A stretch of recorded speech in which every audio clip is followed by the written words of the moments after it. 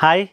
So నాకు cancer treatment జరిగినప్పటి నుంచి అంటే మీకు తెలుసు కీమోథెరపీలో ఎన్ని సైడ్ ఎఫెక్ట్లు ఉంటాయి అవన్నీ.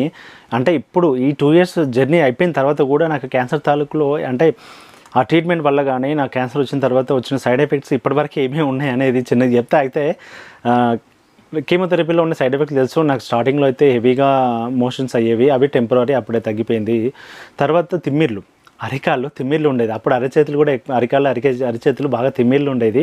అప్పుడు మచ్చల్లాగా కూడా వచ్చింది. సో వాళ్ళు చెప్పారు, సో క్రీమ్ ఇచ్చారు, అది పెట్టుకున్న అయిపోయింది. కానీ ఇప్పటికీ కూడా అరికాళ్ళలో తిమ్మిర్లు ఉంటాయి నాకు కొంచెం లైట్గా. సో వితౌట్ చెప్పులు లేకుండా నడిస్తే అప్పుడప్పుడు జల్ అది ఇబ్బంది అవుతుంది కొన్నిసార్లు. రెగ్యులర్ కాదు, కొన్నిసార్లు ఇబ్బంది అవుతుంది. సో అబ్జర్వ్ చేస్తాను నేను అప్పుడప్పుడు. సో అట్లాంటివి కొన్ని ఉన్నాయి. ఇంకొకటి రెక్టల్ డిశ్చార్జ్, అది డిపెండింగ్ ఆన్ పర్సన్ బట్టి ఉంటుంది, అందరికి అట్లా అవ్వదు. అదొకటి ఇదొకటి ఉన్నాయి. ఇంకేదైనా అప్పుడప్పుడు కొన్ని వస్తుంటాయి, కానీ అంత సివియర్ ఏం కాదు. కానీ ప్రాక్టికల్గా లైఫ్ లాంగ్ ప్రాబ్లమ్స్ సిమ్టమ్స్ ఉంటాయని కాదు, బాడీలో చేంజెస్ వస్తుంటే అట్లా వస్తూనే ఉంటాయి, తప్పదు. కొన్నిసార్లు క్యాన్సర్ కూడా రిపీట్ అయ్యే ఛాన్సెస్ ఉంటుంది, చెప్పలేము, తప్పదు.